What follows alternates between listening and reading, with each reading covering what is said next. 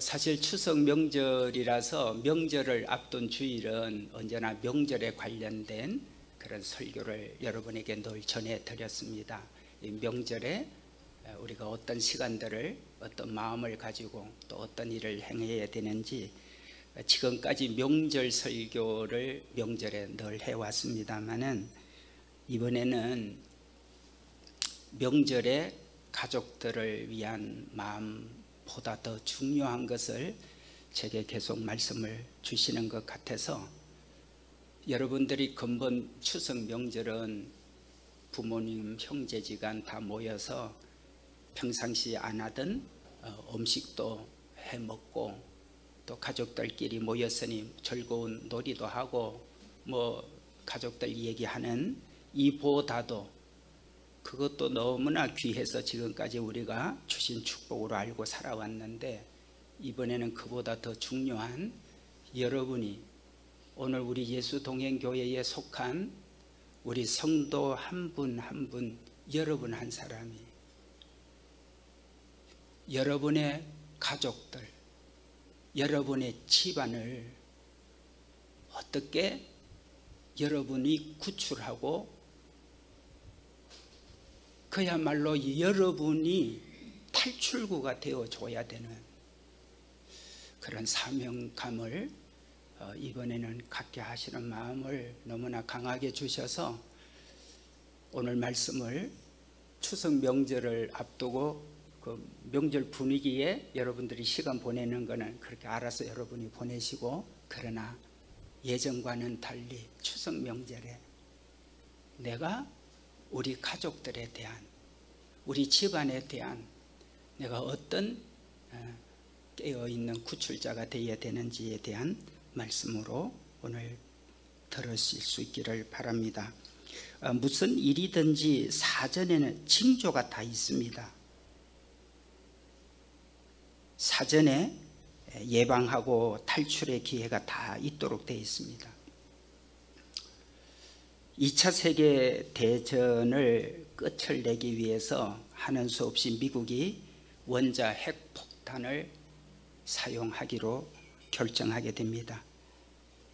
그래서 1945년 8월 6일에 일본 히로시마에 핵폭탄이 투하가 됩니다.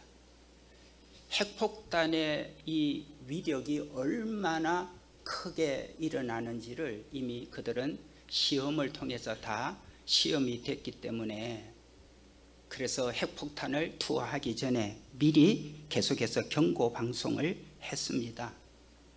히로시마를 떠나라고.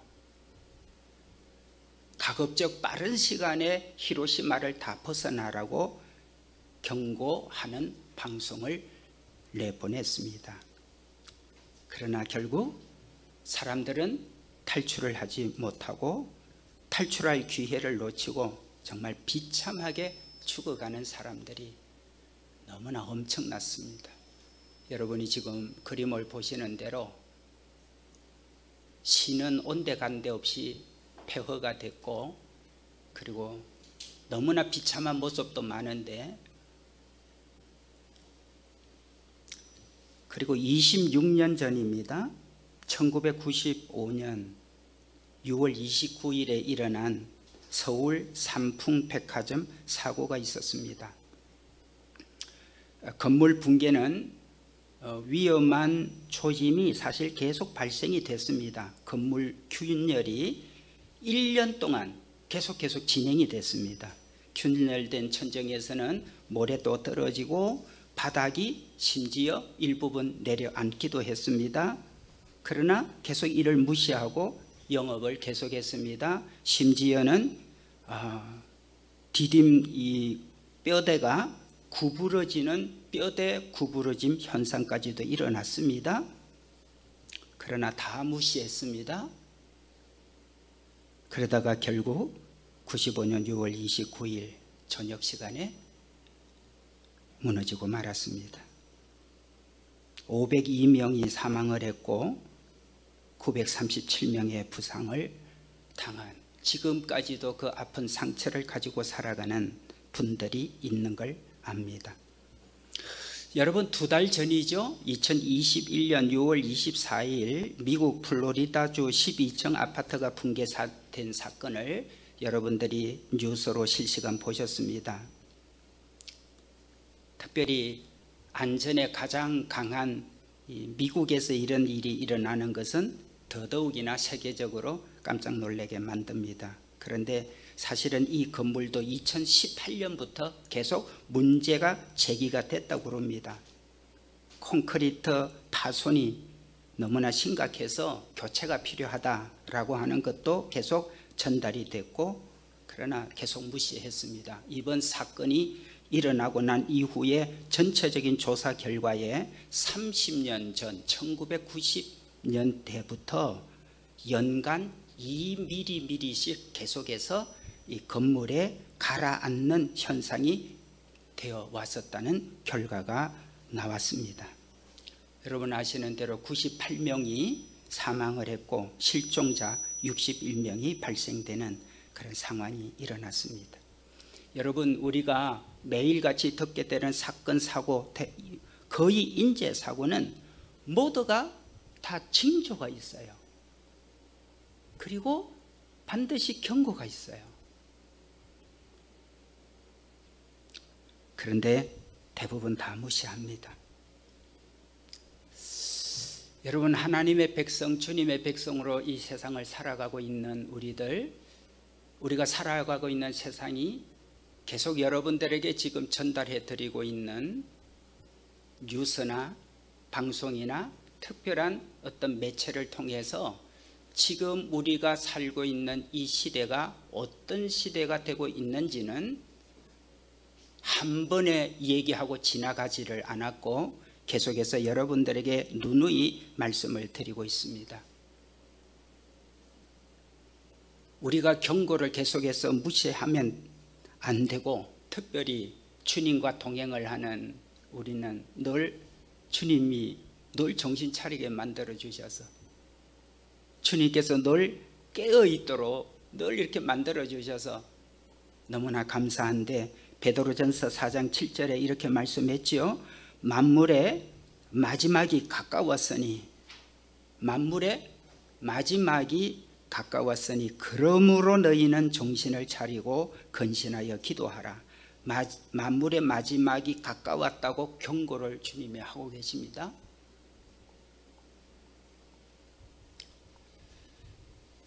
그러면 어떻게 만물이 마지막으로 가까워왔는지 지난주는 YTN 과학 뉴스를 통해서 짧은 시간 보여드렸지만, 오늘은 더 구체적인 내용을 이 시간 좀 여러분 보고자 합니다.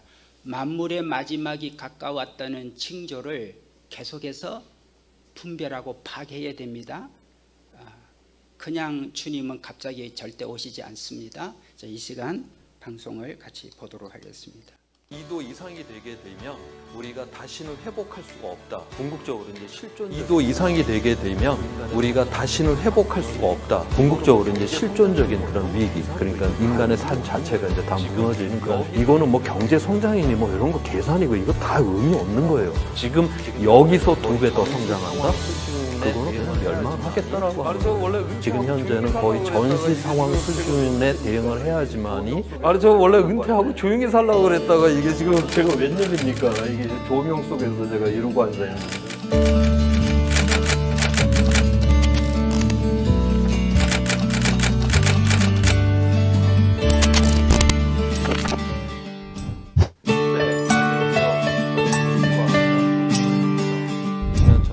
네, 안녕하세요.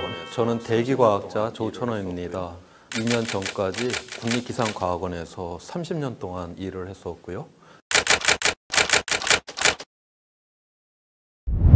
지금 현재 지난 산업혁명 이후 한 100여 년 동안에 지금 한 1도가 지금 이제 상승된 상태인데, 우리가 이거는 위험을 감지를 할 수 있는 수준이다. 지금 그렇게 이야기를 합니다. 여기서 이제 0.5도가 더 오르게 되게 되면 항시적이고 전 세계적으로다가 이제 기후 위기다라고 하는 것이 드러나게 될 것이다. 그렇게 보고 있고요. 또 거기에 0.5도가 더 더해져서 지구 평균 기온이 2도 이상이 된다. 이렇게 됐었을 때 그 지구가 회복력을 상실한다. 즉 티핑 포인트를 넘어간다라고 그렇게 이야기를 하는 겁니다. 그러니까 이 2도 이상이 되게 되면 우리가 다시는 회복할 수가 없다. 그러니까 과거에 우리가 지금까지 문명을 만들어 왔던 이러한 기후가 아니라 완전히 새로운 그런 기후 상태로 간다. 우리가 온실가스 그 배출량 수준을 계속 유지를 하면 앞으로 20년 후인 2040년경에 이제 1.5도를 넘게 될 거다라고 보고 있고요. 2도는 2060년경쯤이면 넘게 될 거다. 그렇게 보고 있습니다. 이제 기온이 이렇게 상승이 되게 되면 이제 뭐 아주 극단적인 이러한 날씨가 많이 일어날 뿐만이 아니라 우리가 뭐 이러한 물이 부족해지고 그러면 가뭄이 들고 그럼 기근이 일어나고 그 다음에 뭐 생물 다양성이 이제 붕괴가 일어나고 해양이 산성화되고 해수면이 올라오고 우리의 그런 생존과 관련된 모든 제반 사항이 다 이게 위험 속으로 들어간다라고 하는 걸 의미를 하는 것이거든요.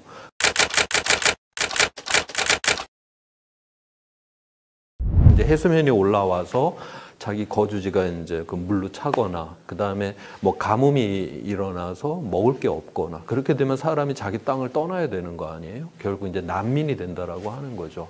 지금 현재 우리가 이제 0.5도가 더 상승을 하게 되면 지금으로부터 0.5도가 더 상승하게 되면 자기 거주지에서 살기 어렵게 되는 사람이 한 1억 명 정도가 될 거다라고 보고 있어요. 그 다음에 거기서 또 0.5도가 더 올라서 2도 이상이 되게 되면 한 7억 명 정도까지 이제 자기 거주지에서 살기가 어렵다. 즉 실질적으로 이제 이러한 난민이 최근에 이제 일어났던 사태가 바로 시리아 난민이에요.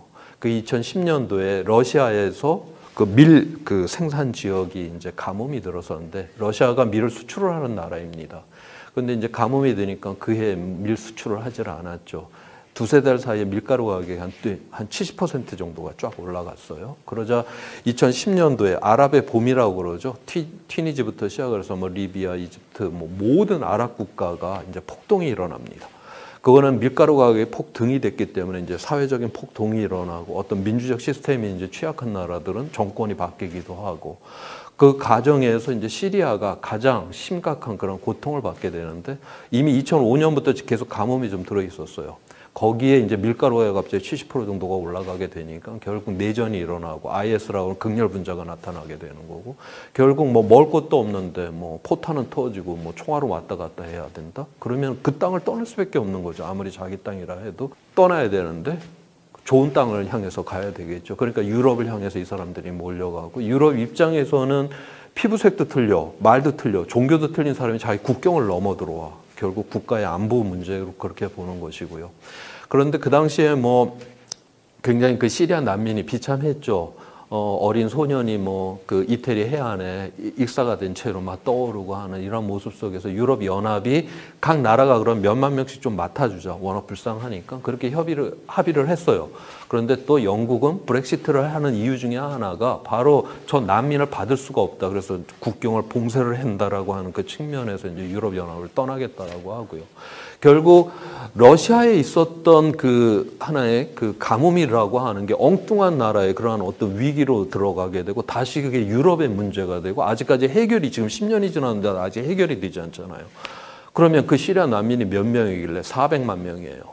그런데 앞으로 0.5도가 더 오르게 되면 1억, 거기서 또 0.5도가 더 오르게 되면 7억? 이러한 난민을 지금 과연 해결을 할 수가 있느냐, 이 세계가. 400만 명 갖고도 지금 해결을 못 하는데 이러한 측면에서 우리가 이제 단순하게 이 기후 위기다라고 하는 것이 전 세계적인 이러한 어떤 지정학적인 이러한 불안정으로 들어올 수 있다라고 그렇게 보는 겁니다. 위험으로다가 이제 우리나라 사람들이 가장 이제 절박하게 느꼈던 게 바로 이제 미세먼지가 있었고 이제 코로나19가 있었고 그렇지만 이거는 언젠가 이거 끝이 나는 위험들이에요. 미세먼지 같은 경우는 한번 배출이 돼서 아무리 오래 가봤자 5일 정도밖에 못 가요. 그러니까 우리가 그거를 뭐 많은 편익을 위해서 뭐 자동차를 몰고 공장을 돌려서 미세먼지가 많이 나왔다. 결국 5일밖에 안 가기 때문에 자기 세대의 문제로 그냥 끝나는 문제죠. 기후 위기다라고 하는 거는 일단 이제 우리 눈앞에 드러나기 시작을 하게 되면 이거는 계속적으로 증폭이 되는 그래서 회복이 되지 않는 그런 위기입니다. 다시 쉽게 말을 해갖고 우리가 뭐 미세먼지가 됐던 코로나19가 됐던 마트에 갔더니 먹을 게 있어요. 지금 마트에 생필품이 없다? 지금 이번에 코로나19로다가 뭐 미국인이 이런 데서 뭐 며칠 동안 그 휴지가 뭐 며칠 동안 없는 것도 빅뉴스가 돼갖고 이렇게 이야기가 되잖아요. 전 그래서 좀 마트에 생필품이 없다. 바로 이게 기후위기의 마지막 우리한테 드러나는 바로 그 위기이고 그 위기 앞에서 이거는 뭐 경제 성장이니 뭐 이런 거 계산이고 이거 다 의미 없는 거예요. 도대체 그러면 이러한 상황 속에서 우리는 가치를 생각할 수밖에 없죠.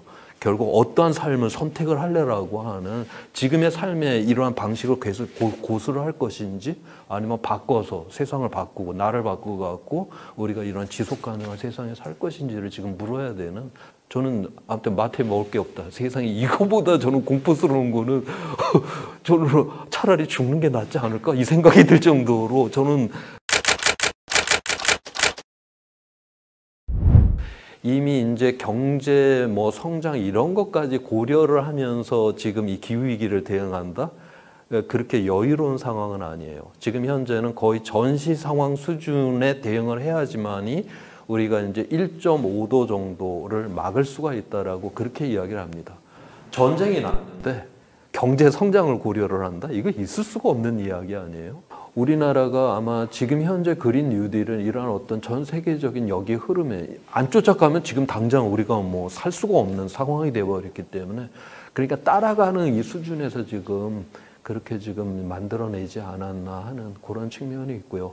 인간이 이미 만든 세계가 작았을 때는 지구라고 하는 것이 그걸 다 수용을 해줄 수가 있었어요. 그때 우리가 뭐 인간이 2배씩 성장하는 거를 다 수용을 해줬는데 우리가 경제 성장이 2배가 되었다. 이거를 우리가 순전히 인간의 뇌하고 뭐 그다음에 인간의 뭐 근육의 힘만으로 됐다? 절대로 그럴 수가 없죠. 2배 이상의 에너지를 갖다 써야 되고요. 2배 이상의 자원을 갖다 써야 되고 2배 이상의 물을 갖다 써야 되고 2배 이상의 식량을 먹어야 되고 그다음에 2배 이상의 온실가스를 배출하고 미세먼지를 배출하고 쓰레기를 갖다 버려야지만이 그게 되는 것이거든요. 옛날에는 2배씩 성장하는 게 별 문제가 없었지만 지금 여기서 2배 더 성장한다? 그거는 그냥 멸망하겠다라고 하는 거예요. 인간의 욕망, 그 무한한 욕망을 이 유한한 지구가 이제 더 이상 받아들일 수 없는 지금 상황입니다. 예를 들어서 작년에 뉴욕시가 기후 변화법이 굉장히 강력한 게 통과가 됐습니다. 그 중에서 이제 가장 대표적인 게 이 대도시는 건물에서 에너지를 가장 많이 써요.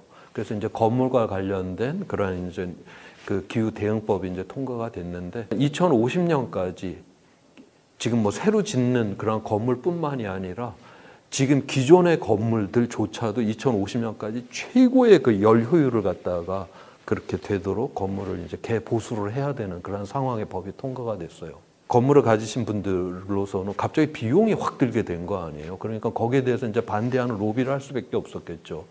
이렇게 이제 자기가 이 건물에 비용을 많이 쓰게 되면 뉴욕의 이제 그 임대료가 높아지게 되고 임대료가 높아지게 되면 사업을 하는 사람들이 뉴욕으로 오지를 않을 거고 그러면 뉴욕의 경제가 무너지게 될 것이다. 우리나라에서 그 환경과 관련돼서 이렇게 경제 성장에 문제가 일어난다라고 이렇게 이야기를 하면 그런 법은 대한민국에서 거의 통과가 되는 법을 제가 보지는 적이 한 번도 없습니다. 그런데 뉴욕은 그 법이 통과가 돼요. 왜냐하면 뉴욕의 시민들이 그러한 법이 통과될 의원들을 뽑아놨기 때문에 그러한 법이 통과가 되는 것이거든요. 금년에 프랑스 파리 시장이 재선이 됐어요. 그 여성분이 재선이 됐는데 그 중에 하나가 재선되면서 한 게 시내 안에 있는 8만 개 주차장 중에서 6만 개를 없애버리겠다라고 했어요. 그러니까 시내 안에서는 이제 개인 차를 끌고 들어오지 말라라고 하는 것이죠. 그래서 시내 안은 대중교통, 그다음에 걷고 자전거를 타야 되는 이러한 세상으로 만들겠다. 우리가 이제 좋은 도시를 가게 되면 차들이 사람을 피해 다니죠. 그렇지만 우리나라의 도시들은 다 사람이 차를 피해 다녀야 되는 그러한 우리의 공간은 그러한 공간들이에요. 사람이 대접을 받지 못하는 이러한 공간들인데 바로 이제 파리의 시장이 그러한 어떤 새로운 공간을 만들겠다라고 하는. 저는 이제 툰베리라고 하는 그 소녀를 보게 되면 항상 좀 화가 나 있죠. 그 분노를 하는 그런 모습이고. 그 친구는 몸 그 상태가 그런 미래에 대한 이거를 막 지금 당장 코앞에 일어난 것처럼 그렇게 받아들이는, 저는 앞으로 만약에 이제 기후 위기가 본격화가 이렇게 일어나기 시작을 하게 되면 저는 우리의 어린 세대가 우리의 세대를 향해서 저렇게 분노스러운 얼굴로다가 보게 될 것이다라는 그런 어떤 위기감이 있어요. 저는 어떤 면에서 그게 제일 무서워요. 그러니까 이게 위험을 갖다 다음 세대한테 이렇게 위험을 쌓아놓고 다음 세대한테 그냥 넘겨주는 게 되죠. 다음 세대는 편익은 아무것도 없어요. 우리는 그거를 온실가스를 배출해서 편익이 있었죠. 우리 다음 세대는 아무 편익이 없이 그 위험만을 고스란히 받아야 되는 것이죠. 그래서 이 온실가스를 일으킨 배출을 한 원인 제공자하고 뒤에서 이거를 처리를 해야 되는 이 세대가 틀리다. 그래서 그 툰베리가 항상 그 분노스러운 그 얼굴이다라고 하는, 그게 보면 세대에 대한 그 분노거든요. 왜 지금 이 세상을 바꿀 수 있는 책임 있는 사람들이 왜 이 세상을 안 바꿔주느냐? 내가 살 세상을 갖다가 왜 이렇게 그렇게 불안정한 그 위험스러운 그런 세상으로다가 내가 살아야 될 세상을 그렇게 만드느냐. 지금 자기는 이 세상에 대해서 지금 아무 결정권도 없고, 결정권을 가진 사람들은 아무런 이거 변화를 시켜주지를 않는 거기에 대한 그 분노거든요. 그래서 그 다음에 이제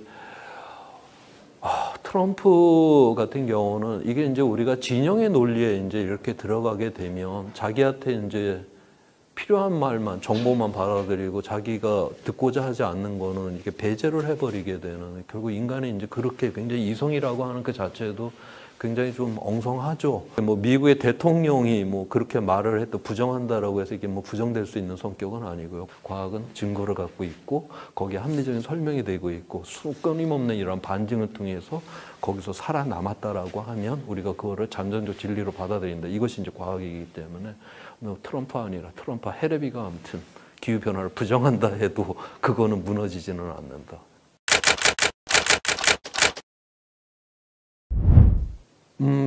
지금 우리 세대가 기후변화를 인식한 첫 세대이고요. 또 막을 수 있는 마지막 세대예요. 2030년은 거기에 대한 책임을 다 했는지를 알 수가 있는 그 해가 될 거예요. 저는 또 개인적으로다가는 우리 대중들에게 그 기후과학을 좀 쉽게 설명을 해줄 수 있는 젊은 기후과학자들이 좀 많이 나왔으면 좋겠어요.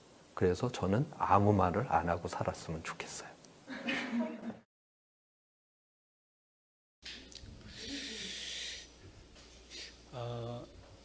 여러 가지 징조가 널리 있습니다.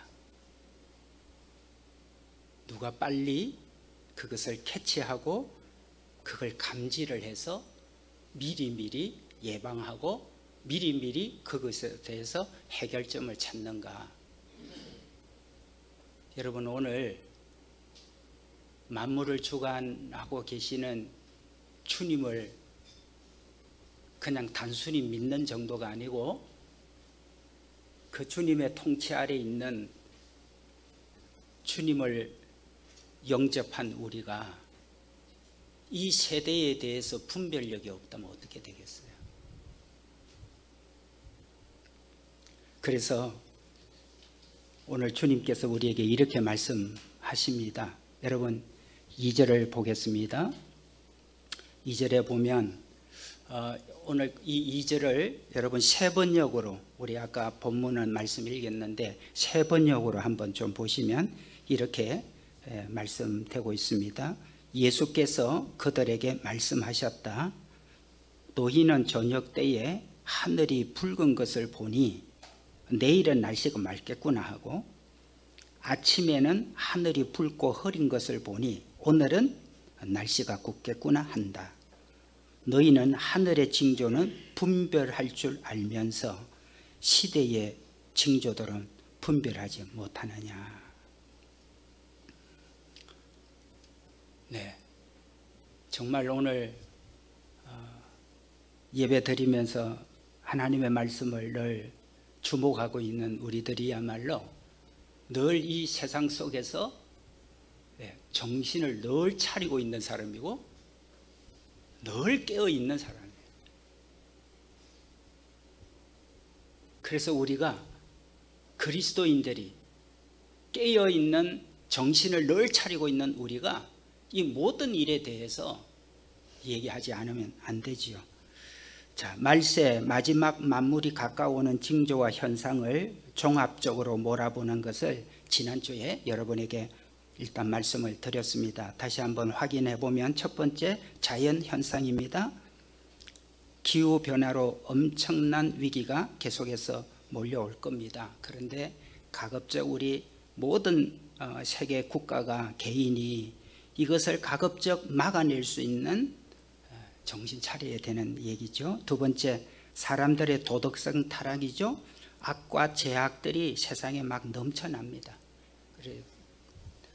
노아 시대와 같을 것이고 소돔과 고모라 시대와 같을 것이라고 말씀하십니다. 세 번째는 이런 전 세계의 위기, 전 세계의 급격한 변화 속에서 결국 세계는 통합할 수밖에 없고 그 세계가 통합되는 과정에서 주님 말씀하신 적그리스도가 출현하게 될 겁니다. 그러면서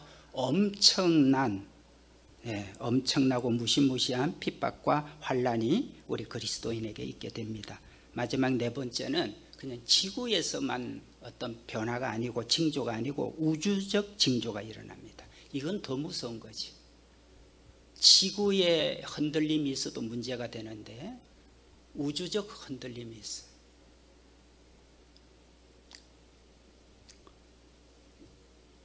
자, 세상 곳곳에서 이런저런 징조가 계속 일어나게 될 것을 주님께서 우리에게 말씀합니다.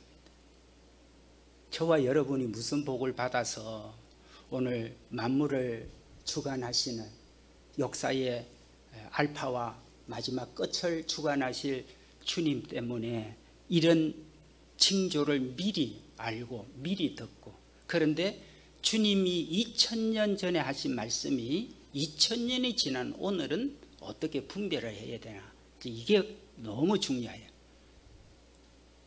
자칫 잘못해서 이런 부분 때문에 진짜 이단 사이비로 흘러가거나 심지어는 광신자가 되는 것은 더 정신 못 차리는 일이 되는 것입니다. 그래서 주님께서 오늘 우리들에게 주님은 24시간 나와 동행을 해 주신다고 하셔서 그 24시간 내 안에 동행해 주시는 주님 때문에 뉴스를 보든 사람들과 만나서 얘기를 하든 세상 돌아가는 얘기를 실시간 보든 주님께서 나에게 어떤 분별을 계속해서 주시고 아주 맑고 깨끗한 정신을 우리가 갖기 때문에 그 영으로 인해서 우리에게 은혜를 주시는 것은 너무나 큰 지혜고 총명입니다. 베드로전서 4장 7절부터 10절까지 다시 말씀을 보면 만물의 마지막이 가까웠으니 그러므로 너희는 정신을 차리고 권신하여 기도하라. 무엇보다도 뜨겁게 서로 사랑할지니 사랑은 허다한 죄를 덮느니라. 서로 대접하기를 원망 없이 하고 각각 은사를 받은 대로 하나님의 여러 가지 은혜를 맡은 선한 청지기 같이 서로 봉사해라. 만물의 마지막이 가깝다고 이단 사이비 광신자로 빠지지 말고, 야 주님 곧 오나 봐 해서 어디 산에 가고 어디 집회 장소 가고 어떤 특정한 장소에 가서 그냥 성경만 보고 기도만 하고 세상은 나 모르겠다, 직장도 그만두고 하던 일도 그만두고 돈 벌 생각도 안 하고 그런 이단 사이비로 빠지는 일은 더더욱이나 여러분이 정신 차려서 말씀을 잘 사람들에게 알려줘야 됩니다. 무엇보다도 우리는 서로 사랑하는 일을 해야 됩니다. 사랑은 모든 허물을 다 덮습니다. 그리고 서로 대접하는, 섬겨야 될 일 부지런히 열심히 도울 일 돕고 섬기고 베풀고 나누고 할 일이 너무나 많습니다.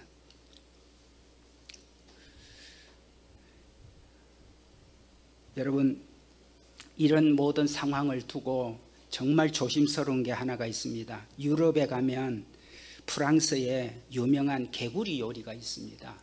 그런데 이 프랑스에 가면 이 개구리 요리가 어떻게 요리가 되느냐 하면 식탁에 둘러앉으면 냄비에 개구리가 담깁니다. 그러면 개구리는 폴트폴트 순간에 뛰는 동물인데 어떻게 살아있는 개구리를 식탁 앞에서 요리를 해 먹는가? 신기하죠.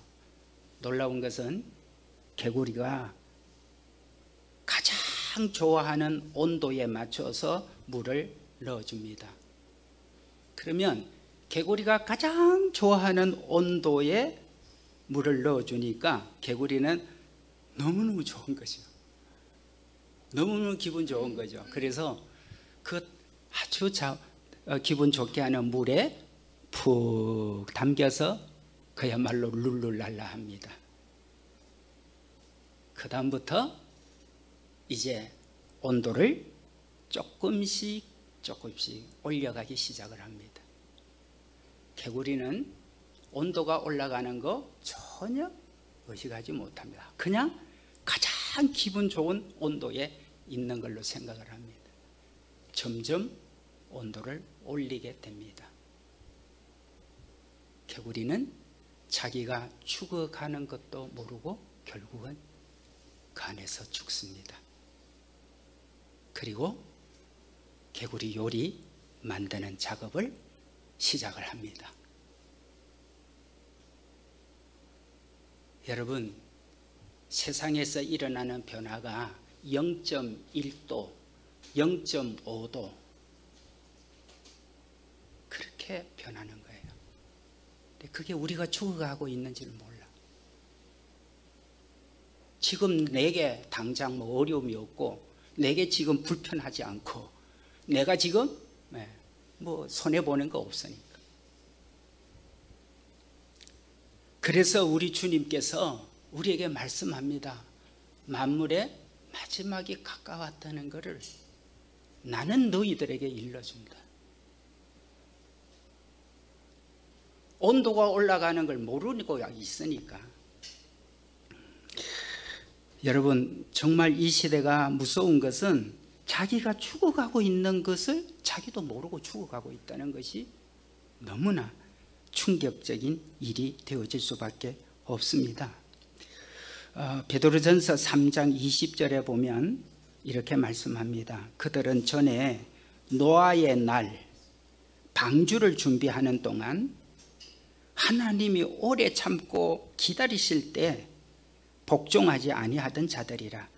방주에서 물로 말미암아 구원을 얻은 자가 몇 명뿐이니 겨우 8이라. 아시는 대로 온 세상이 물로 심판을 받게 될 때 노아가 방주를 120년 동안 만들면서 120년 동안 외쳤어요. 120년 동안. 그러나 그 방주를 탄 사람은 노아와 그 가족밖에 없습니다. 여러분, 우리가 제일 첫 번째 내 주님께서 나를 구원자로, 구출자로 탈출을 시켜야 될 사람으로 주님이 삼으시면서 주 예수를 믿어라. 그리하면 너와 내 집이 구원을 얻으리라. 구원은 첫 번째가 나고 두 번째는 가족이죠. 노아는 노아 자기와 자기 가족을 그래도 120년 동안을 외쳤지만, 여러분 그때 보셨죠? 소돔과 고모라가 멸망당할 것을 외쳤지만 뭐로 알아들었다고요? 농담으로 여기더라. 네. 여러분, 주님의 말씀을 농담으로까지 여기는 세대가 되지면 끝이죠, 사실은. 오늘 주님께서 우리들에게 베드로전서 4장 18절에는 또 이렇게 말씀하죠. 또 의인이 겨우 구원을 받으면 경건하지 아니하는 자와 죄인은 어디 있으리요. 그러므로 여러분, 오늘 우리 예수 동행 교회는 우리가 주님과 날마다 24시간 동행을 하다 보니 늘 정신 차리고 깨어있는 사람이 되니 매사를 다 분별하게 되죠. 이 은혜가 얼마나 큰지. 늘 분별이 돼요. 그리고 정말 나는 죽고 내 안에 주님이 사셔서 이 시대에 대한 분별을 정확하게 하면서 내가 살고 내 가족이, 내 이웃이 다 살아갈 수 있는 그런 일을 여러분 이제 추석 명절에도 평상시에도 늘 하셔서 여러분이 오늘 귀한 사명을 잘 감당하는 명절이 되고, 앞으로도 계속해서 예수동행교회는 세상 사람들을 구출하도록 하며, 그리고 남는 시간 건강 물질 가지고 열심히 서로 사랑할지니 만물이 가까울수록 말씀과 기도로 정신 차리고 주님이 내 안에 계셔서 열심히 세상 향락으로 나가지 않고 그것 가지고 열심히 돕고 섬기고 베풀고 나누어서 우리가 주님 앞에 어여시 설 수 있는 그런 축복이 있기를 주님의 이름으로 축원합니다.